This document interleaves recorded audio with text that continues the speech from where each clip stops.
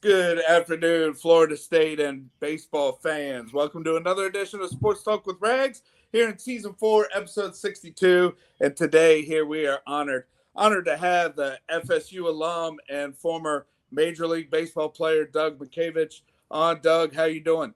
Doing very well. How about yourself? Happy Veterans Day. Hey, thank you. Appreciate that. And so let's start at the beginning. When you were growing up, was it baseball or football in the fall, basketball in the winter, and baseball in the spring? How far back you want me to go? We can do. I started out in Ohio, of all things, and I Okay. started out playing hockey. My dad, Oh. I was skating before I was walking. Okay. And then we moved to Miami in 1981, Yeah. and then kind of went from there and tried to play everything I could: basketball, football, baseball, whatever I could. Get to high school. I went to a bigger high school to start with, and they had some guys that went to like big time colleges, Florida State. They had some dudes back then. I realized that that probably wasn't my best route. So I just played baseball in 10th, 11th grade. Then I transferred my senior year to Westminster Christian, which was there's a baseball powerhouse in Miami. And I ended up playing all three. Obviously, I think everybody knows that my high school quarterback was Alex Rodriguez. Right. And we had, I think we went 11-1. Danny Cannell, who played for the Giants and played at Florida State, we played against him in high school, and he was one hell of an athlete too. So my area was pretty solid as far as like local talent. So I kind of had a baptism under fire where I was from. I think my district alone at my big high school, Shannon Stewart, who played 13 or 14 years in the big leagues. Alex Gonzalez played for the Blue Jays and the Cubs. I'm trying to think. Andy Barquette made the big leagues. I don't know. Raul Ibanez went to a place called Sunset High School. They were terrible, but he was legit, obviously, and obviously turned into one hell of a pro. So my area was just loaded with, it was sink or swim, and it was. Right. And I didn't realize, playing at Westminster, we had 4 major leaguers on my team at the same time, and 11 guys went Division I. We had some guys, and I got a really good idea of what the next steps were going to be in my life. We had scouts walking around our school in the middle of school to see how Alex was acting and vice versa. So we didn't have a practice where we didn't have 12 to 15 scouts. So I got drafted out of high school by the Blue Jays, 12th round. I was going to sign, and I ended up going to I asked the Blue Jays at the time. It was Pat Gillick was at the time. My dad was talking to him and basically said he wants to play. My high school coach was coaching Team Florida, and it was where he played a bunch of other states. And I wanted to play for Coach Hoffman one more time. We won the national championship that year. We kind of wanted to, finish the whole thing, like the circuit with them. And that team had Johnny Damon, Mark Bellhorn, Jonathan Johnson. We had some guys on there. So I ended up rooming with Jonathan Johnson, who ended up being, I think, the 7th pick of the Rangers in 95. And he basically talked me into going to Florida State. Yeah. And it was probably the best decision I ever made. I don't think I would have hacked. I don't think I would have made it if I went out of high school. My first year in pro ball, I think my first full season, I started off 5 for 110. I think I went 2 for 4 opening night with a homer and 5 ribbies, and I thought I'm going to be in Double A in a week. And then I proceeded to go like 3 for 105 and realized that this is a whole different ball game. So baptism under fire. So I learned that I'm a small fish in a giant pond now and had to work, but I was fortunate. I played for the Twins, and they promoted from within, and they had a bunch of guys that, you're looking back. I remember, fast forward to 2002 on the team I had that beat the A's in the division series and then lost to the Angels in the championship series.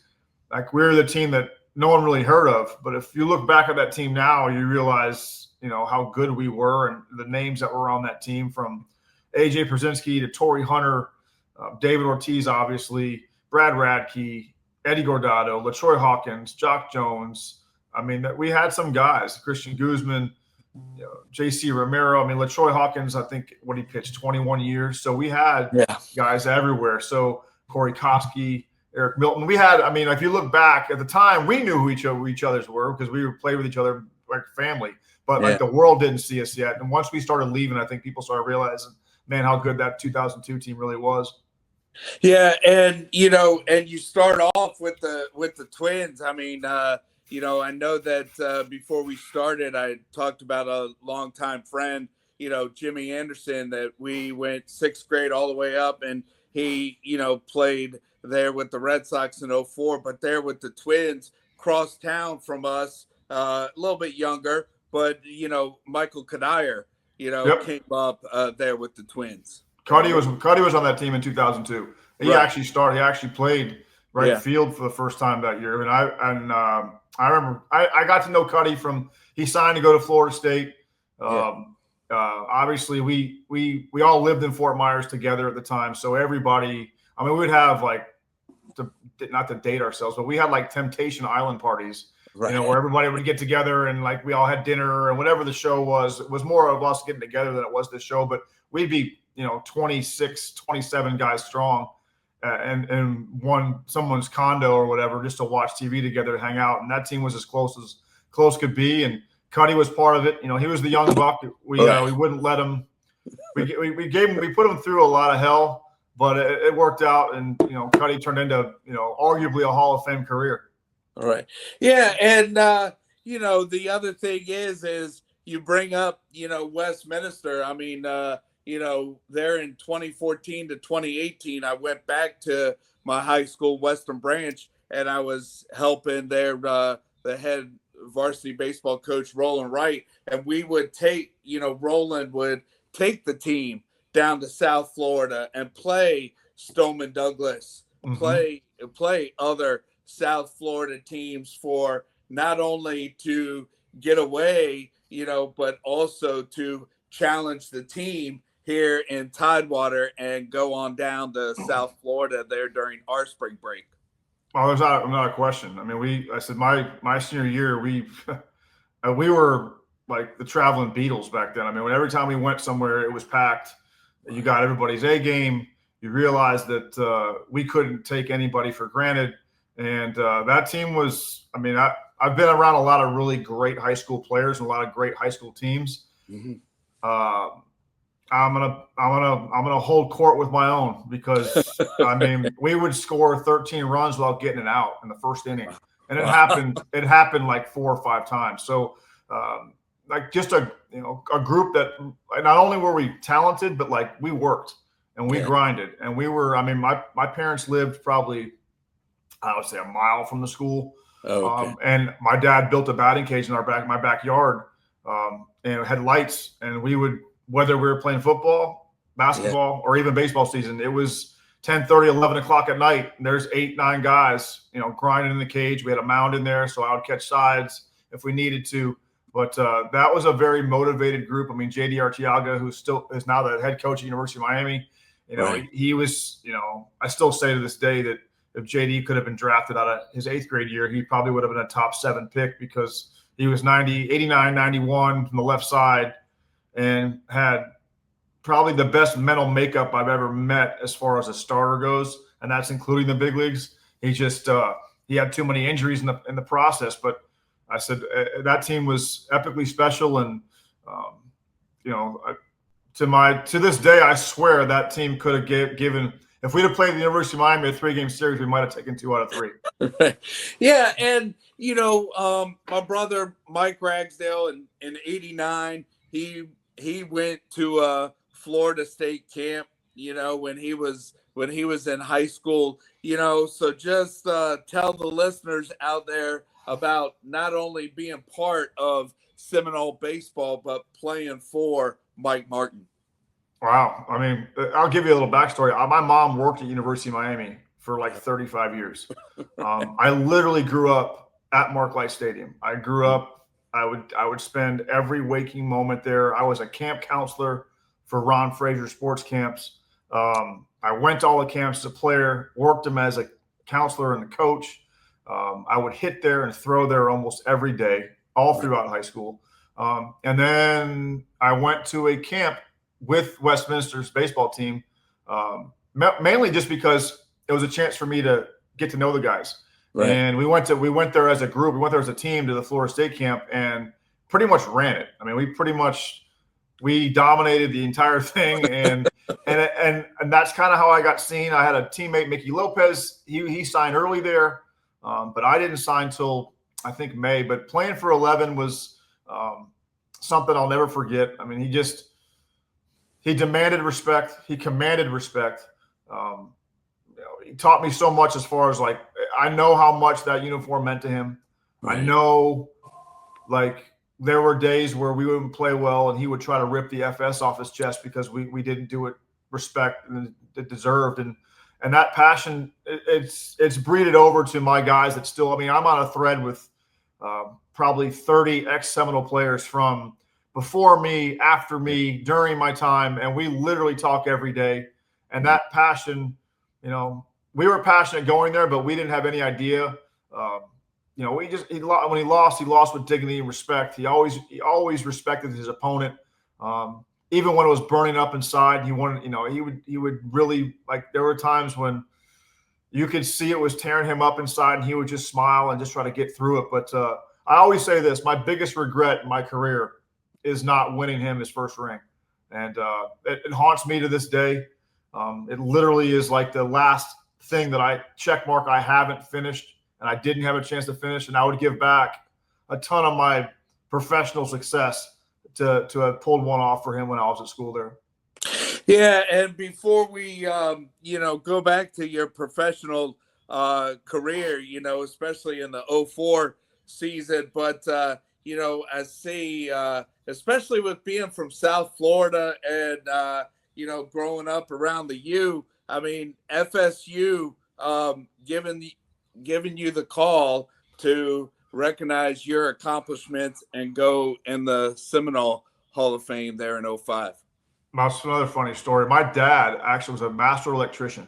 So at the time, it was like, I want to say it was like 88 or 89. My dad actually got hired to do all the electrical work because the University of Miami was redoing their Hall of Fame. So obviously my parents thought I was going to UM. I thought I was going to UM. I hated Florida State growing up. It was just, that's the way it was. Right. And my dad, I had a baseball card when I was like 12 years old, and my dad put it in one of the lights. So my face was facing down, and I didn't know this. Right. And fast forward to 2002, where I got inducted to the Florida State Hall of Fame. My dad had to give my speech because I was still playing in the big leagues. And my dad actually said, like, my son's in 2 Hall of Fames now. I was just 500 miles off. And to think back, and I never thought, I mean, my dad's my biggest supporter, was my biggest, asset I ever had. He taught me so much, but he knew, I'll never forget this. He told me to take the money and run out of high school. He looked me dead in the eye and said, "You'll never play at Florida State." And I don't think he meant it. He didn't mean it like vindictively or mean. Right. I think he was just honestly looking out for me. And I literally got there and just thought, you know what? Because at the end of the day, when I first left high school, my only thing I ever thought about doing was playing in Omaha. That was like my dream, my goal. I thought the big leagues were so far-fetched. I thought those guys were so great and so talented that I could never possibly fathom that. So getting to Omaha was like the pinnacle of my baseball like journey. And I just felt like, you know what? I saw the field, I saw the fence, the right field, and more than anything, I had to get away. I had to grow up. If I'd have lived at home, I wouldn't have got the same college experience.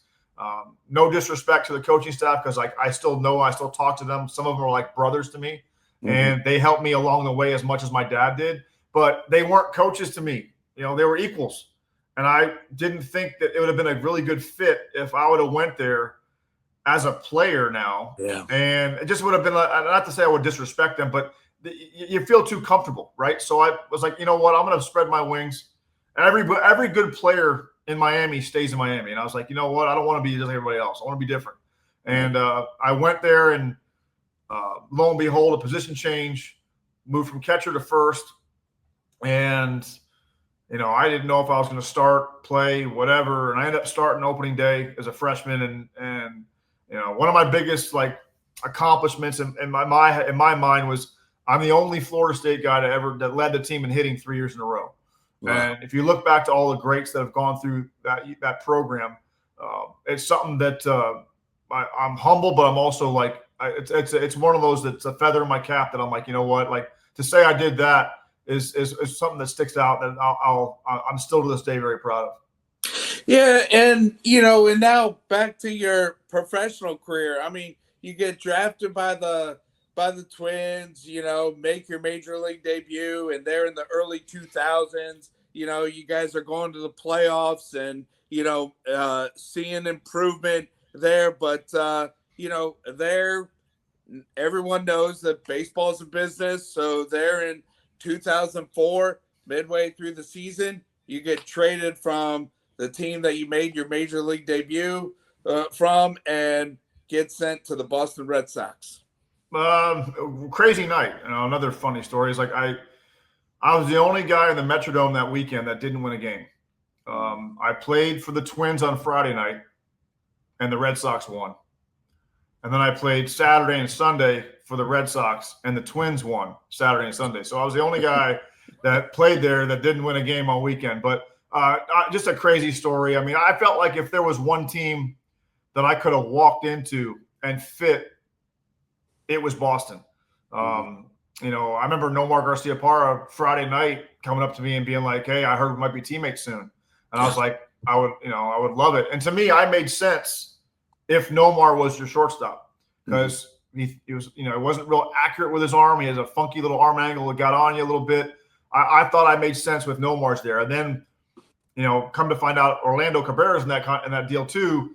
And Orlando, I mean, you could put a screen over there with a hole that was the size of a softball, and Orlando's going to hit it every time. So I was like, this is actually boring, because like Orlando makes his throws so accurate that it's like, you can barehand them. So, but no, it was weird. I walked behind the laundry room and just walked into another clubhouse, and I took batting practice as a Twin on Saturday and played that night as a Red Sox. It was a really not everybody can say. Everybody has a funny trade or a weird trade story, but I remember walking in thinking I got traded for Nomar Garciaparra, and I was like, oh no, because I knew what Nomar meant to that Northeast. I knew what he meant to Boston.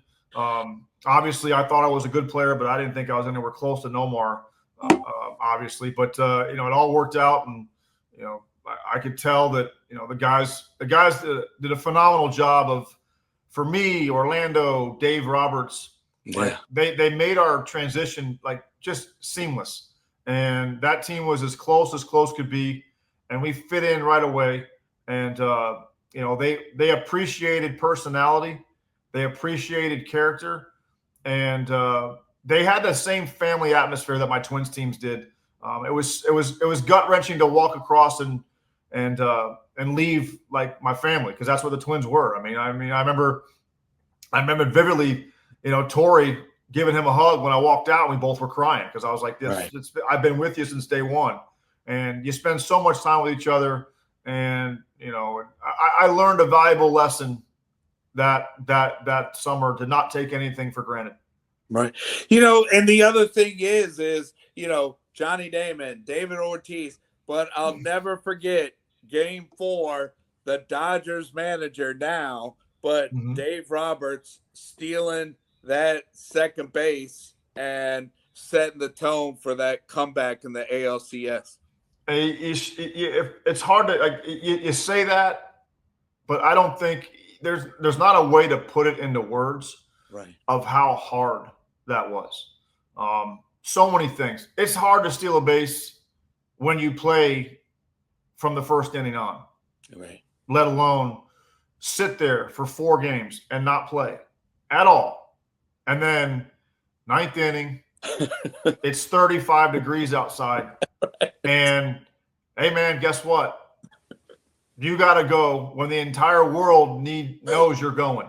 And I thought, watching the comeback on Netflix and listen to Dave talk, when he said Maury Wells, I got a chance to play for the Dodgers later in my career, got to meet Maury, and understood the passion he had for stealing and base running. And Dave was the perfect student, and Maury was the perfect teacher. He knew how to bunt. He knew how to run the bases. And when he said Maury was on his shoulder, I was like, we're good. Like, we're good. And I still, you can't put it into words. It's such a split second game. And that was a split second. If Dave flinches one split second, like, it changed history. And, to do it immediately. And Posada made a hell of a throw. Yeah. Mo was quicker to the plate. It's funny because it goes back to, we always joked in that series that the bench guys like me, Dave, Gabe Kapler, Pokey Reese. I'm like, these guys get a chance to go out there and do it for 6 innings, and then we get all the pressure crap. Like, I had to play first base in Boston when we all know what happened in '86. So there's not only the pressure if you don't want to let your boys down, but I know what that city's gone through since then. And Buckner was a hell of a player, a hell of a defender.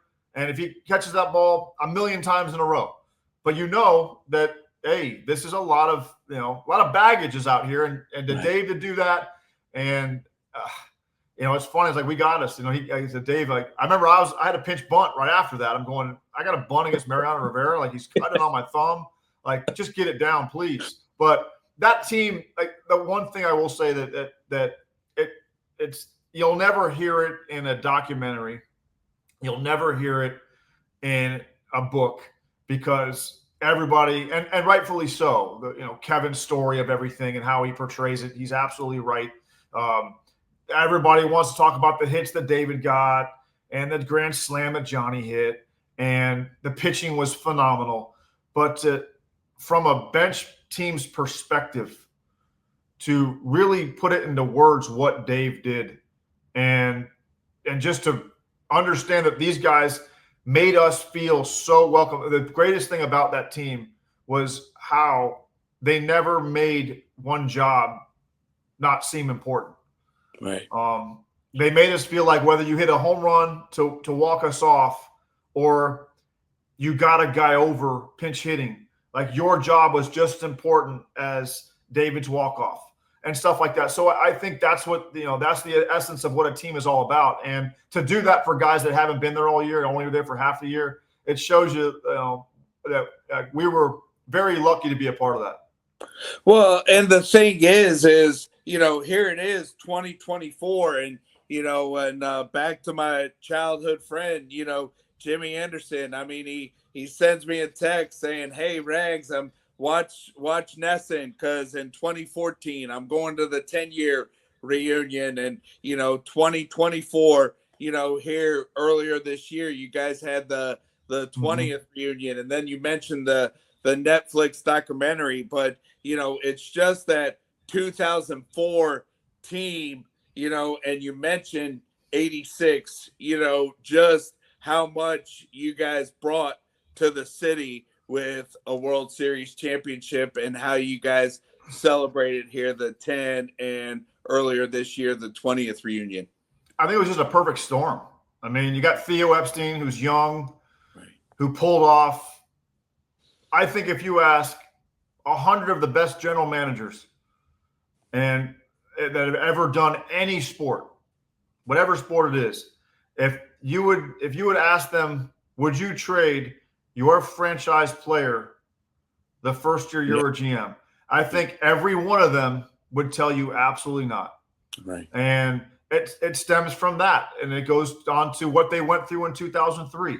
I mean, that team got their heart ripped out. I mean, I remember I was ecstatic because the Yankees eliminated us in '03 as I was playing for the Twins. Yeah. And they're up 5 and whatever 4 or whatever it was with 5 outs to go, and I'm like, I'm going. I never wanted to go to a World Series unless I was playing in it, but I was like, damn it, like, my guys are there. Todd Walker was a great friend of mine, teammate. Right. David was still a great friend. My son calls him Uncle David. Teammate, family. I'm like, I'm going to watch my guys play in the World Series. Like, damn it, I'm tired of seeing the Yankees. I'm going to see my boys perform. They were going to play the Marlins. I'm like, it's right in my backyard. I'm going. And like, I wasn't even part of it, and I was sick to my stomach. And So you have Wake, and you see, I mean, he pitched his ass off in that 2003 series. He was unbelievable, and did it again in 04. Right. And the only way it could have been any more poetically just is if Wake would have thrown the final out in 2004. But just as an outsider, not an outsider, I was a member of the team, but like I got to celebrate, obviously going to my first World Series. But like a lot of us kind of sat back, I know I did, just to watch Veritek, to watch all the guys that had their heart ripped out the year before, and to watch Wake. Wake didn't want to leave the field. Yeah. And I don't blame them. And so I always joke around too, is the saying we always used, and I still use it today, is if you think that you're going to go through 86 years of misery, if you think we're going to do this the natural way, you're crazy, right? So, it's not only the fact that it was 86 years, but the way we went, the way we did it, and the way it just makes it even doubly special. To say we were down 3-0 and no team's ever come back from it was just phenomenal. And, it was magical, the breaks that we got and the things that we did to keep plugging along. And it just goes to show you that, if you have the right mindset and a lot of pitching depth, that anything is possible. And if you believe, you never know. And you see it happen this year in the World Series, right? They fell behind 3-0, and you're thinking, man, if you win Game 5, right? They win Game 4, right? Then you got Cole going, right? All of a sudden, you're like, this has got a shot. Because then the other team starts feeling it. I know for a fact, Game 7 for us, we were as loose and relaxed as you could possibly be.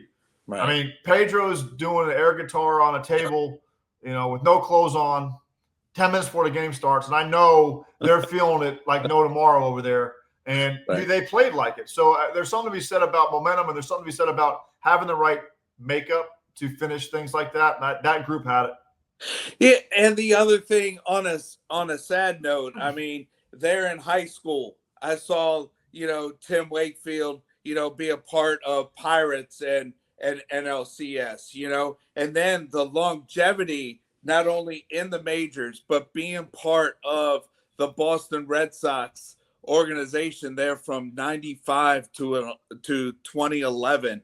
I mean, that was a sad, spot here with the reunion this year with, the passing of Wakefield last fall. Yeah, it was gut wrenching. And then to see his daughter go out there and throw the first pitch, and she threw a knuckleball and she threw a strike. Right. And there wasn't a dry eye from any of the players. She just nailed it. Bless her heart. And anyone that knows anything about if you could picture the manliest of men, that's Jason Veritek, right? Captain's just rock solid. And if you watch that documentary, and it cut him up, and he said, "That's my friend," and that's what it meant. He was family. He meant everything to us. We lost Dave McCarty this year too. Dave and I spent a lot of time together at the reunion, and it had a little, bittersweet knowing that we'll never be together again as a group. But like I said, the world lost an amazing human being in Tim Wakefield, because he was always did charity, always helped with the guys, was a tremendous at what he did, always came to the post, wore his spikes every night, did anything he wanted for a team. He was the perfect teammate and the perfect friend. And like I said, Jason doesn't talk much. He didn't say a lot when he was playing. And I was actually the most enjoyment I've got out of that whole Netflix series was listening to him talk, because he is so good at it. And just when that hit, I think I'd have paused it and step aside, because that's how much Tim meant to us. Yeah, and Doug, I appreciate you coming on, and thanks for answering my tweet. But another area that you got to play for. I mean, wearing the uniform of Team USA. How was that? Being asked to play and then putting on the uniform. I've been lucky. I've worn it 3 times as a player. I wore it at 12. I wore it in college, and I wore it in 2000. Yeah. And I've actually gone back and done some coaching for the 18U national team. Yeah. And every time you put the colors back on, it's the same sense of pride. Yeah. And I'm forever grateful to USA Baseball because I know what it did for me in college. Yeah. It put me on the map. Thankfully, Todd Helton decided to play in the Cape that year. It gave me an opportunity. Thank you, Todd. Appreciate it. And I took it as a challenge to be like, you know what? I'm surrounded by Jeff Jenkins and Jose Cruz Jr.'s, AJ Hinch's, and just guys who could flat out, that were the best of our draft class. And I got one shot. Yeah. I got one shot to shine, and I did, and I had a great summer. It put me on the map. It bumped me up, I think, in people's eyes as far as the draft goes. And then it come around to 2000 where I got called up in 98, spent all of 99 in the big leagues. And I went from AA to the big leagues. I skipped AAA. And then 2000, I got sent back. And my confidence was not good. My confidence got shattered. And I had a great year in AAA. And I didn't think about it because I was in the big leagues the year before, but it worked out. And again, it was one of those things where I can use this to springboard, get myself back on the map to where I can have a career again. And I think I've always said this. I wasn't necessarily built for 6 months. I was built for short series.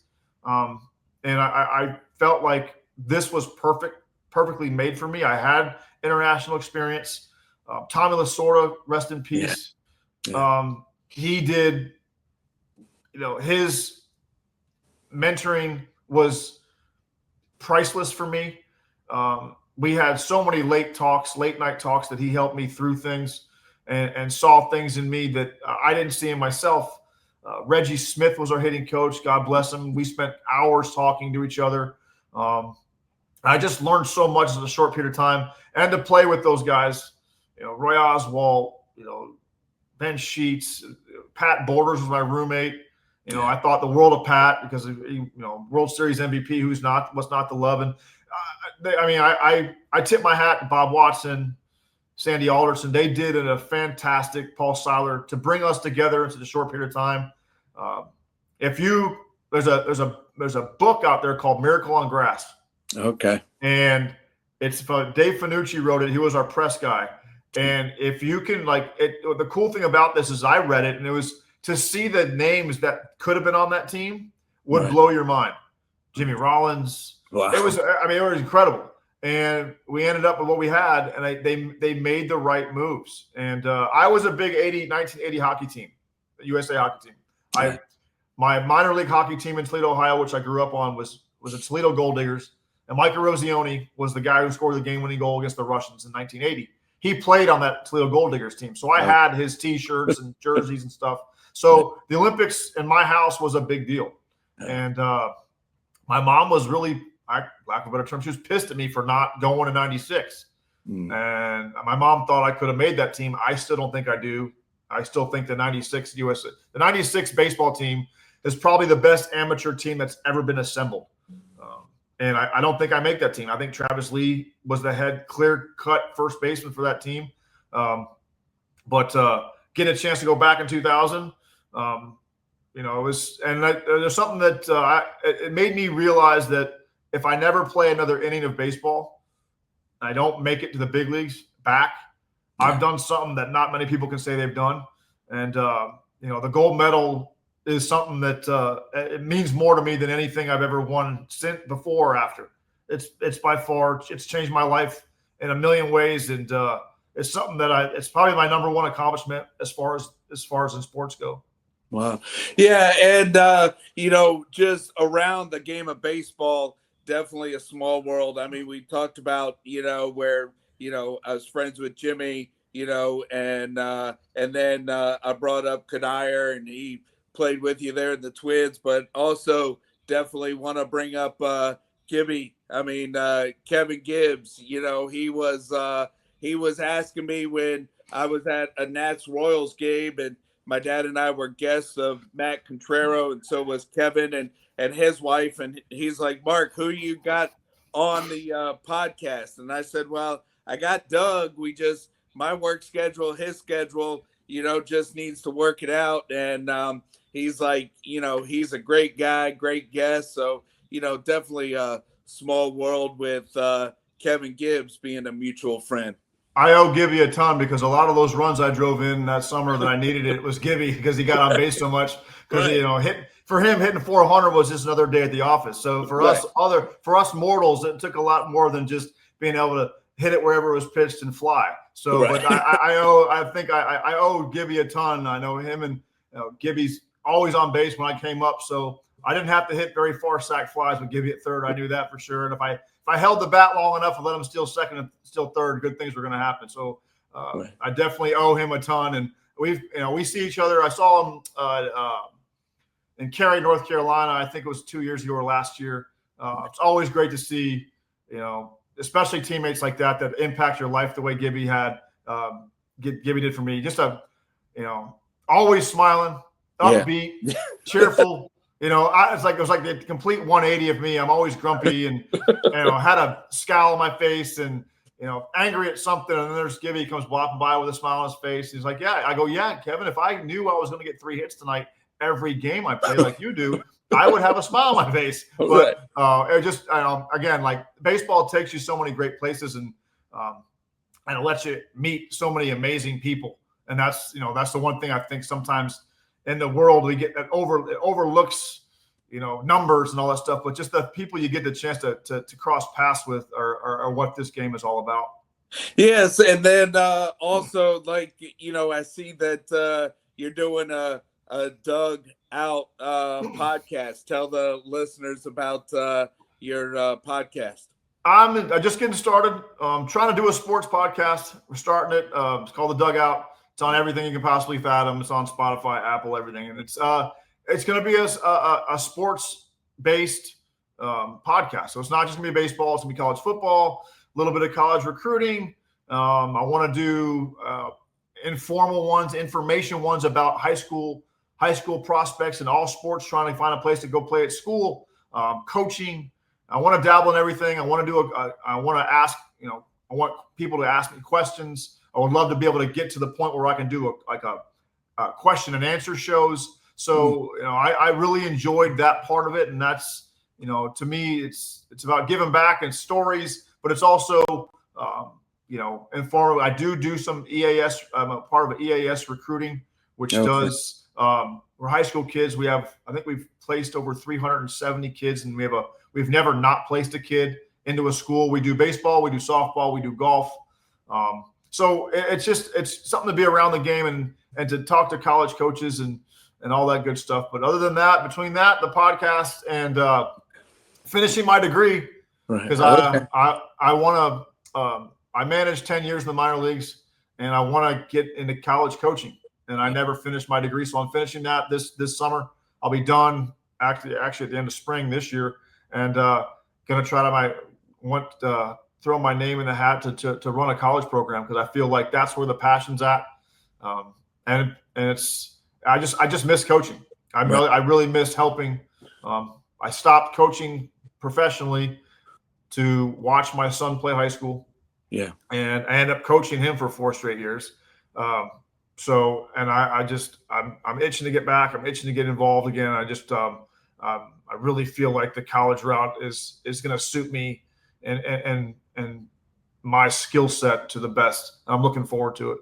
Yes. Well, hey, Doug, I mean, having Ben McDonald on and, what he's experienced and with his broadcasting career, it was a great episode. I know with what you accomplished and you were a part of, I know that we had a lot to talk about. So sorry for going over, but no worries. Thanks for your time, and talk to you later.